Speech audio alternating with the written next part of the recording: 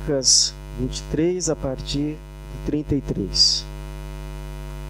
Quando chegaram ao lugar chamado Caveira, ali o crucificaram, ele e também os criminosos, um à sua direita e o outro à esquerda. Jesus, porém, dizia: Pai, perdoa-lhes, pois não sabem o que fazem. Então repartiram entre eles as roupas dele, tirando sortes sobre elas. O povo estava ali olhando e as autoridades o ridicularizavam, dizendo: salvou os outros, então salve a si mesmo, se é o Cristo, o escolhido de Deus. Soldados também zombavam e, aproximando-se, ofereciam-lhe vinagre. Diziam: se tu és o rei dos judeus, salva a ti mesmo.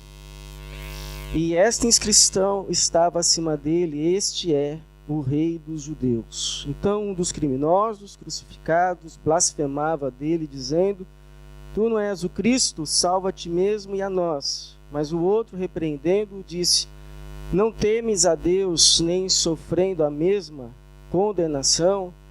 Nós, na verdade, estamos recebendo com justiça o que os nossos atos merecem. Mas este homem não fez mal algum. Então disse Jesus: lembra-te de mim quando entrares no teu reino. E Jesus lhe respondeu: em verdade te digo que hoje estarás comigo no paraíso. Já era quase a hora sexta e houve trevas em toda a terra até a hora nona, pois o sol havia se escurecido e o véu do santuário se rasgou ao meio. Então, exclamando em alta voz, Jesus disse: Pai, nas tuas mãos entrego o meu espírito. E dizendo isso, expirou. Quando o centurião viu o que havia acontecido, glorificou a Deus, dizendo: é verdade, este homem era justo. E toda a multidão que havia presenciado isso, vendo o que acontecera, retirou-se lamentando profundamente. Se eu perguntar para você qual foi o dia mais difícil da tua vida, você poderia elencar algumas possibilidades. Talvez alguém diria assim: pastor, o dia mais difícil da minha vida foi quando eu perdi fulano, foi quando eu perdi ciclano. Tem gente que perde pessoas importantes: pai, mãe, cônjuge, amigos. Tem gente que passa pela dor de perder um filho, uma filha. E certamente, se alguém passou por uma experiência assim, poderia escolher esse como o seu dia mais difícil da vida. Outros poderiam dizer assim: passou para mim dia difícil, é dia que eu tenho que lidar com gente difícil. Tem pessoas difíceis no meu trabalho, por exemplo, que fazem a minha vida difícil. Então, se eu tiver que dizer o que é um dia difícil, é dia que eu tenho que lidar com certas pessoas. Eu não tenho como escapar, eu tenho que conviver e tenho que aprender a lidar. Essa é a verdade, mas nem sempre é fácil. Às vezes, pelo contrário, para mim, pessoalmente, lidar com fulano de tal é muito difícil. E outros te podem dizer assim: pastor, foi uma situação que eu vivi, uma aflição, uma angústia, uma fase na minha vida, um dia em especial. Enfim, viver dias difíceis nesse mundo, nessa terra, é algo da experiência de cada um, inclusive da minha, da tua e também como foi na experiência de Jesus. Porque esse capítulo 23 de Lucas, se não sinaliza ou registra o dia mais difícil da vida de Jesus, certamente foi um dos dias mais difíceis da vida de Jesus. Eu particularmente acredito que foi o mais. Porque em menos de 12 horas, ou em cerca de 12 horas, Jesus foi traído por um dos seus discípulos, do seu círculo mais restrito, dos 12, que era o seu tesoureiro. E foi em seguida negado pelo melhor amigo, Pedro. Traído por Judas, negado por Pedro.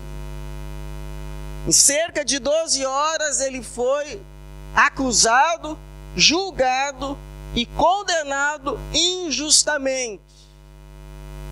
Então, se você já sofreu uma injustiça, você sabe. É já difícil sofrer quando somos penalizados pelas coisas que sabemos erramos e que somos dignos de tal punição. Agora, mais difícil, emocionalmente, psicologicamente, psiquicamente, que é você sofrer sabendo que é inocente. Em menos de 12 horas, ou cerca de 12 horas, ele não apenas experimentou dores físicas, mas também dores na alma. Porque os pregos podem perfurar as mãos e os pés, o que já é uma dor indizível. Agora, há palavras que apunhalam o coração. E se teve alguém que ouviu palavras de insulto, palavras de ingratidão, palavras de desprezo, esse alguém foi Jesus, nosso Senhor Jesus.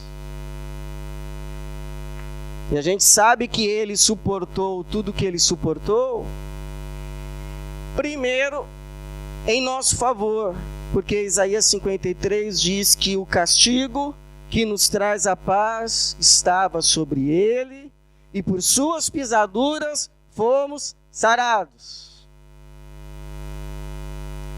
Nós sabemos que o que ele suportou não apenas foi por nós, mas sabemos que o que ele suportou foi devido aos nossos pecados. Quem deveria estar naquela cruz não era Jesus. Quem deveria estar naquela cruz era eu e você. O seu sacrifício foi um sacrifício pelos nossos pecados, a fim de pagar a dívida que ao pecar contraímos para com Deus. Por isso que um dos significados de pecado é dívida. Dívida impagável. Só o sangue de um inocente pode pagar um pecado. Por isso Jesus na cruz, o Cordeiro sem mácula. 1 João 2,2. Ele é a propiciação pelos nossos pecados. E não apenas pelos nossos, mas também pelos pecados de todo mundo. Então não teve pecado que Jesus não pagou naquela cruz.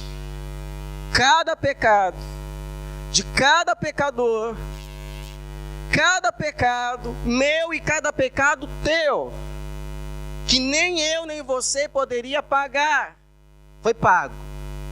Está consumado. O véu se rasgou. Por isso sabemos também que tudo que fez, tudo que suportou na cruz, suportou para nos levar pecadores a Deus, o que era impossível. Mas 1 Pedro 2,21, ou melhor, Hebreus 10, 19 a 20, diz assim: portanto, irmãos, tendo coragem para entrar no Santo dos Santos, por meio do sangue de Jesus, pelo novo e vivo caminho que ele nos abriu através do véu, isto é, do seu corpo. Agora, que nem sempre é dito,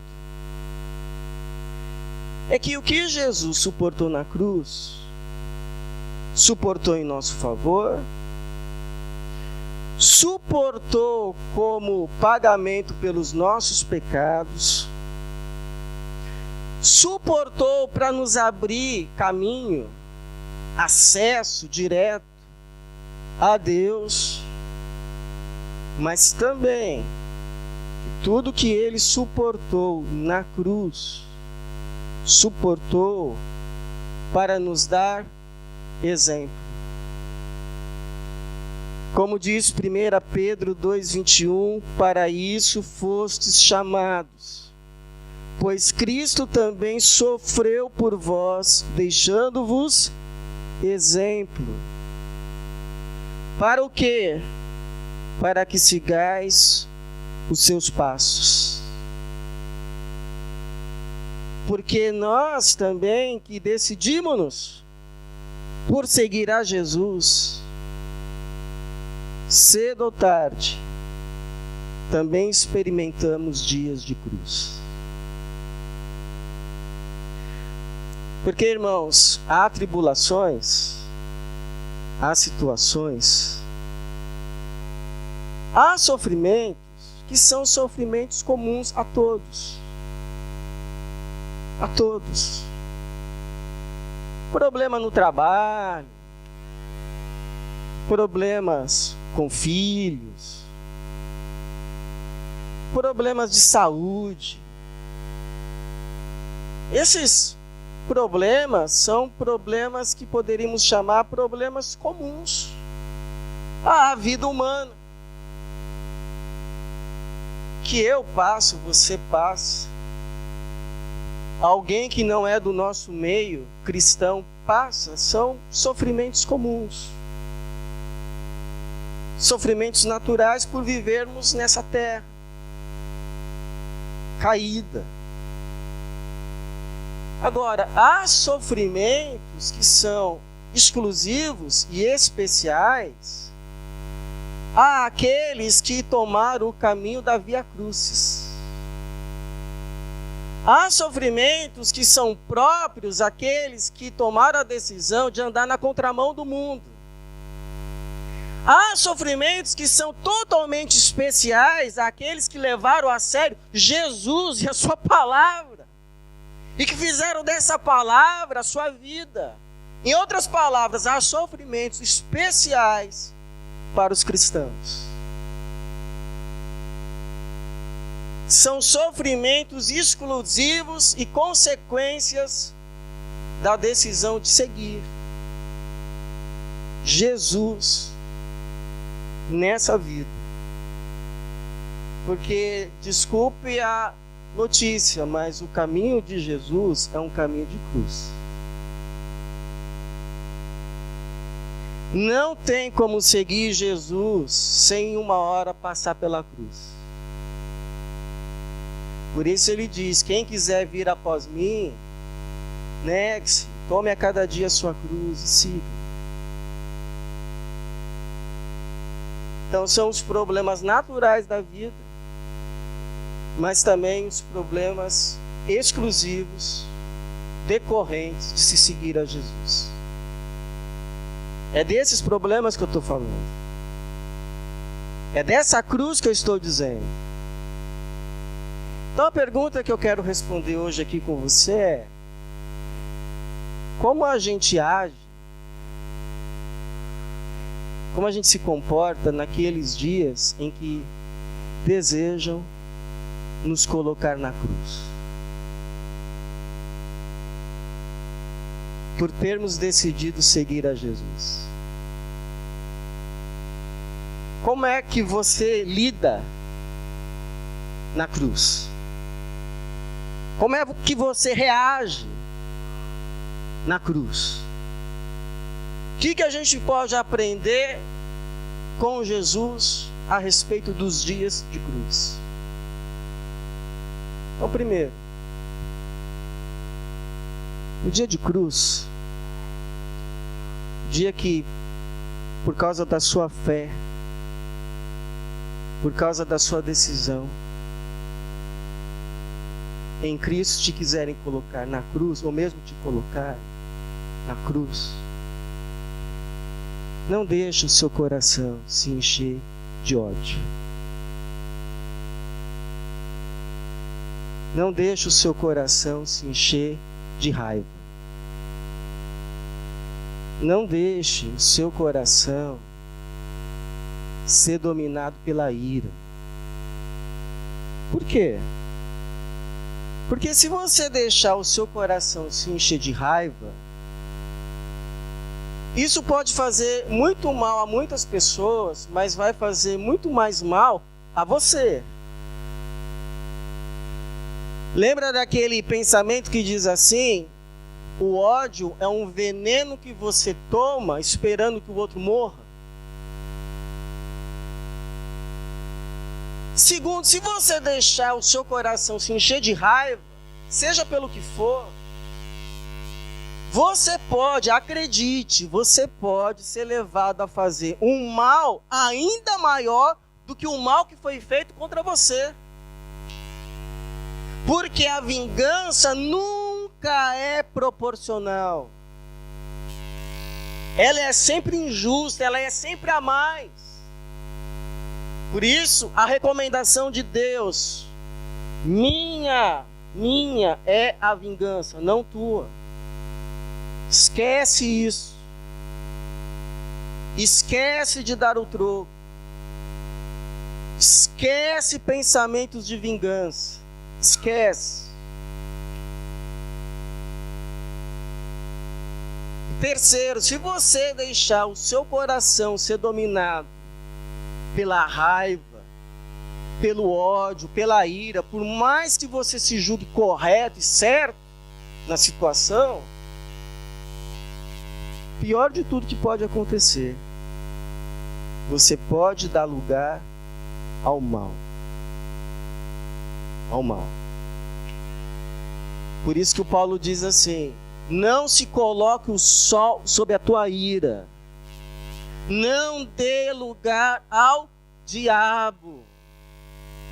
Não dê. Faz alguma coisa com essa ira, escreve no papel, vai conversar com quem tem que conversar para se acertar, mas não vai dormir com essa ira no coração, para que não se dê lugar na sua vida ao diabo. Por isso o exemplo de Jesus, que na cruz poderia ter amaldiçoado os que o crucificavam, mas por eles intercedeu. Versículo 34, Jesus, porém, dizia: Pai, perdoa-lhes, porque não sabem o que fazem. Perdoa-lhes. Eles não sabem o que estão fazendo. Ou como diz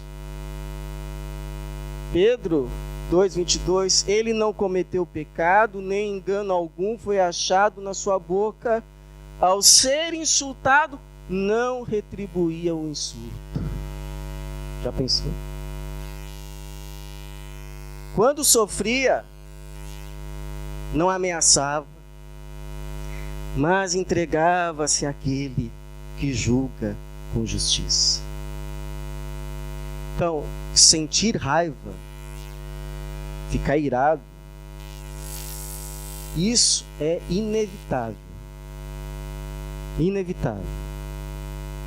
Agora, guardar essa raiva e agir segundo ela, isso é uma decisão minha e tua. Não guarda. Segundo, no dia da cruz, por mais que seja tentador, não desça da cruz. Não desça da cruz. Eu vou explicar isso, acho que pela 1000ª vez, e sei que vou ter que continuar explicando mais 1000 vezes. Que cruz não é karma. A gente usa essa expressão, essa é a minha cruz, como se fosse um karma, se fosse assim, um sofrimento inevitável. Então, por exemplo, eu sofro desse olho esquerdo desde a minha infância. Esse olho esquerdo aqui, eu enxergo muito melhor com esse olho direito. Eu poderia dizer, esse olho esquerdo é minha cruz, mas não é cruz. Porque cruz não é assim um sofrimento que eu não posso, se eu quiser, me livrar agora. Cruz é um sofrimento que eu assumo para mim por amor a Jesus. É um sofrimento que, se eu quiser me livrar dele hoje, eu posso, porque é cruz. Por exemplo, assim, um vendedor que venderia e lucraria muito mais se ele mentisse nas vendas. Só que, por sua consciência para com Jesus, para com Deus, ele assume a verdade. E aí não mente. E aí ganha menos. A verdade é a sua cruz. Porque ele poderia, a partir de hoje, quer saber? Cansei. Quero mais saber disso não. Todo mundo passa na minha frente, todo mundo ganha promoção mentindo, eu vou ficando para trás, para trás, para trás. Eu vou deixar essa cruz. Então, cruz é algo que a gente toma topo do dia. Se a gente não quiser tomar, a gente não toma. Se a gente quiser deixar hoje, a gente deixa. Por isso, aquele que quiser vir após mim, tome a cada dia a sua cruz. Siga. Qual é a sua cruz? Qual é o sofrimento que você assume para você simplesmente porque você ama Jesus? E que se você quisesse, hoje mesmo você poderia se livrar dele. Mas você não faz porque sabe, isso para mim é descer da cruz. Eu não quero descer da cruz. Jesus poderia ter descido da cruz. Não faltaram provocações para ele descer da cruz. Se tu és o Filho de Deus, desça da cruz e creremos. Ele podia ter descido? Podia. E por que não desceu? Primeiro porque sabia que foi justamente para isso que veio. Ele mesmo orou antes. Vocês não sabem como minha alma está angustiada, mas o que eu vou dizer? Foi para isso que eu vim. Segundo diz o autor de Hebreus, que ele olhou para o que estava depois da cruz e viu que a alegria após a cruz era maior que a cruz. E a alegria que ele viu após a cruz fomos nós. Hoje aqui, reunidos em seu nome para louvá-lo. É Hebreus que diz isso. O qual, por causa da alegria que lhe estava proposta, você será o salvador dessa humanidade. Você vai ser o salvador do Ricardo, você vai ser o salvador do Cláudio, você vai ser o salvador da Edgelma, você vai ser o salvador da igreja brasileira em base, você vai ser o salvador da igreja em Portugal, você vai ser o salvador da igreja na América, da igreja na África. De cada povo você vai salvar. Por causa da alegria que lhe estava proposta, suportou a cruz, não fazendo caso da vergonha que sofreu, e agora está assentado à direita do trono de Deus. Então por que você não deve descer da cruz? Porque não existe vida cristã sem cruz. Vida cristã sem cruz não é vida cristã. Pode ser uma vida religiosamente cristã, mas não é uma vida de seguimento a Jesus. A tristeza de se descer da cruz para quem está seguindo Jesus é maior do que a dor da cruz, acredite. Acredite. Para alguém que está seguindo a Jesus, que conhece Jesus, já experimentou de Jesus, já viu que ele é bom, já viu que ele é real, já viu que ele é verdadeiro. Se sentir fora da vontade de Deus, ainda que ela seja uma cruz, é muito pior do que permanecer na cruz. É o inferno na terra.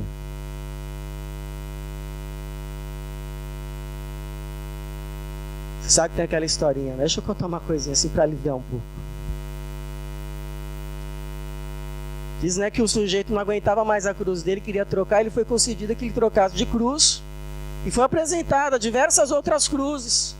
Ele deixou a dele então do lado, começou a experimentar a cruz, aí pegou uma e falou assim, não, mas essa daqui está inclusive mais pesada que a minha, não dá não, quero dessa não. Pegou outra, essa aqui até que está mais leve, mas é espinhenta, também não quero não, e foi experimentando várias cruzes. Nenhuma servia. Aí falaram assim para ele: experimenta essa última aqui. Coisa assim, pesadinha, né? Mas não tem cruz que não seja pesada. Eu vou ficar com essa aqui mesmo. Pois é, essa daí foi a que você acabou de deixar, é a tua.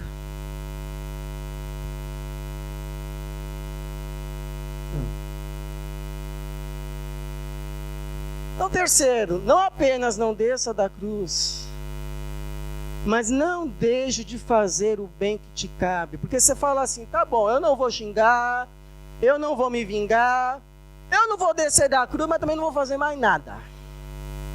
Quem quiser que me ame assim. Ô dó, tá magoado. Não, mas você já sentiu isso? Você começa a falar assim: quer saber, eu estou fazendo papel de bobo nessa história. Estou fazendo papel de bobo. Vou mais fazer papel de bobo não. Vou fazer mais. Tá bom, não desço, vou ficar aqui, mas chega. Interessante é que a Bíblia diz que Jesus andou por toda a parte fazendo o bem. Ele só fazia o bem. Que vida maravilhosa é essa? De se viver só para fazer o bem. Não importa se num trono ou se numa cruz. Se reconhecido ou não reconhecido. Se recompensado ou injustiçado. Eu vou viver só para fazer o bem. A todos, sem ver a quem. E sem esperar nada de ninguém. Vida liberta. Vida que é céu. Vida que é céu. Até na cruz ele teve dignidade, força e graça para continuar fazendo o bem. Porque não diz que muitas vezes a gente machuca o outro porque a gente está machucado? Não diz isso? Essa não é a nossa desculpa. Hoje eu estou muito estressado. Hoje eu estou muito cansado. Ele não me pegou num bom dia. Você está seguindo Jesus, né? Na cruz, um dos criminosos que estava ao lado, até pouco tempo, até poucas, talvez uma hora atrás, provocando, de repente, surge uma luz. E ele então diz assim: nós, na verdade, estamos recebendo com justiça o que os nossos atos merecem. Primeira característica de um verdadeiro arrependido: ele reconhece que o que ele sofre é culpa dele. Mas este homem não fez mal algum. Então disse Jesus: lembra-te de mim quando entrares no teu reino. Segunda característica: a fé de salvação está só em Jesus. Eu sei que, a não ser que ele se incline para mim e me ofereça perdão gratuito, eu estou perdido. A minha única esperança de salvação é a graça do Mestre, é a graça do Senhor, é a graça de Jesus. E aí Jesus volta-se para ele e faz o quê? Desconta toda a injustiça que estava recebendo no pobre. Pisa nele. Não, isso não era coisa de Jesus. E Jesus lhe respondeu: em verdade te digo que hoje estarás comigo no paraíso. Fala para mim se isso não é graça. Fala para mim se isso não é maravilhoso. Como não amar a Jesus? Como não seguir? Por que ele pôde salvar até mesmo na cruz, debaixo de dores cruciantes. Porque era da natureza dele salvar. O nome dele não significa Salvador. O que a gente faz? A gente não faz para ser. A gente faz porque é. Isso seja num trono, ou seja numa cruz. A gente faz, seja no trono ou numa cruz, o resultado daquilo que a gente é. Porque a laranjeira, ela não dá laranja para ser laranjeira. Ela dá laranja porque ela é laranjeira. Eu te pergunto, você é um filho de Deus? Você é uma filha de Deus? Então, em nome de Jesus, faça o que cabe a um filho de Deus. Faça o que cabe a uma filha de Deus, seja num trono ou seja na cruz, em nome de Jesus. Porque o que a gente faz revela quem a gente é, em nome de Jesus. Por isso que a Bíblia diz, pelos frutos se conhece a árvore. Se você é de Jesus, então pela graça de Deus, faça o que é coerente a alguém que é de Jesus. Pela graça de Deus. Ah, pastor, mas eu vou perder. Você é de Jesus. Ah, pastor, mas vão passar por cima de mim. Você é de Jesus. Essa é a questão. Quem você é? De que espírito sois? Como diria Jesus.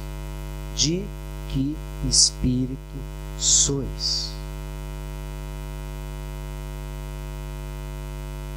Uma vez, né, o Tiago e o João. Senhor, a gente só quer que a gente ore para cair fogo aqui? Vocês não sabem de que espírito sois. O Filho do Homem não veio para destruir os homens, mas para salvá-los. De que espírito sois? Nos perguntaria Jesus. E por fim, confia em Deus. Espera nele. Porque no tempo certo Ele vai te defender e dar testemunho de você. Entrega na mão dele. Está sofrendo injustiça? Entrega para Ele. Não vai aí descer da tamanca, fazer papel de quem não é de Jesus. Já pensou que cena? Jesus lá na cruz e dizendo assim: poxa vida, hein, depois de tudo que eu fiz por vocês, olha como vocês me tratam. Ou então coisa do tipo: não vou descer da cruz não, que eu tenho uns pecados aqui para pagar pelo povo, mas espera só Deus me ressuscitar. Espera, vocês esperam só. Já ouviram conversa assim?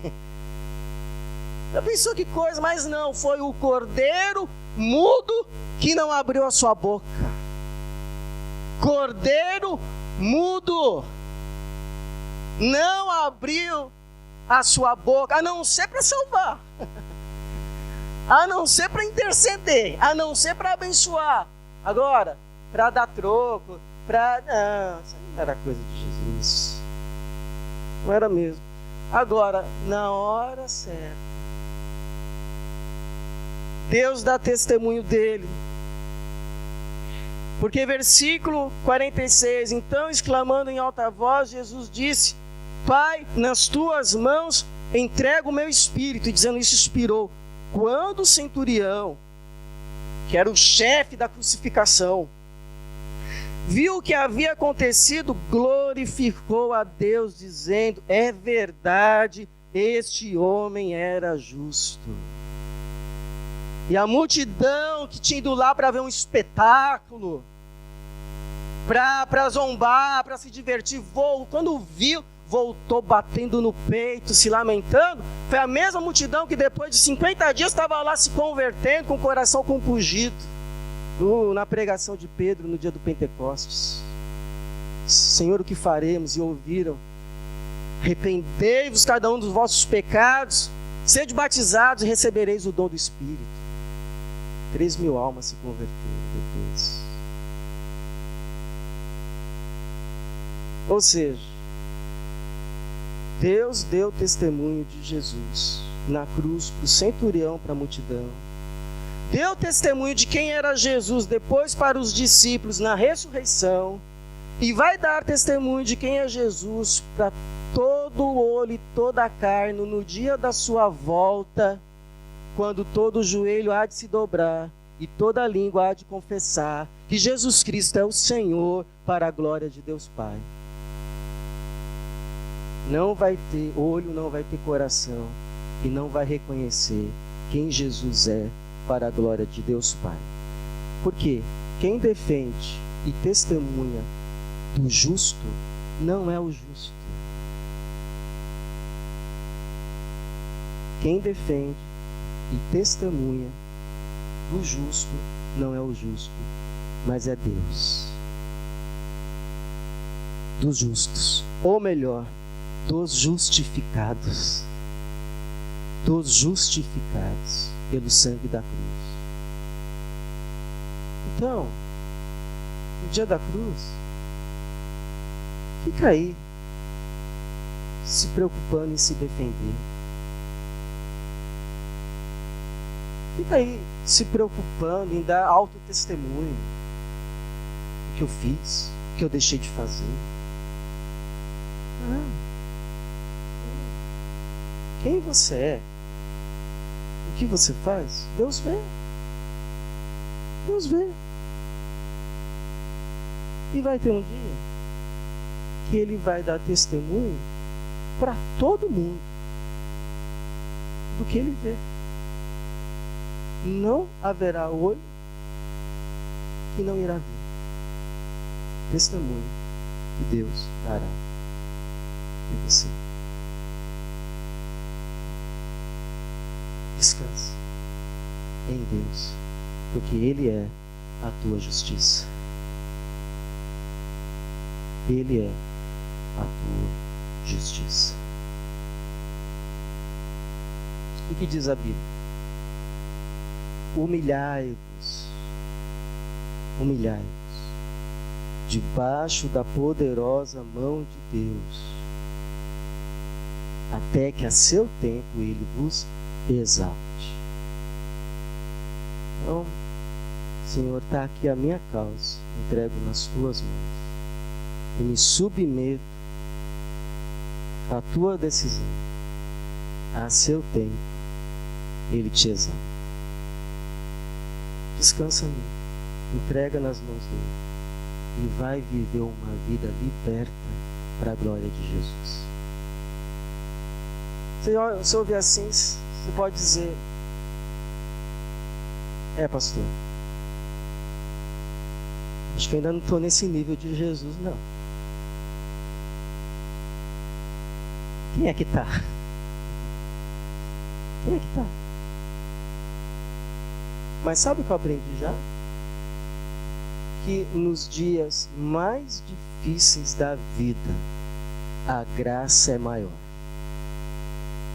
Nos dias mais difíceis da vida, a graça de Deus é maior. Para fazer em nós,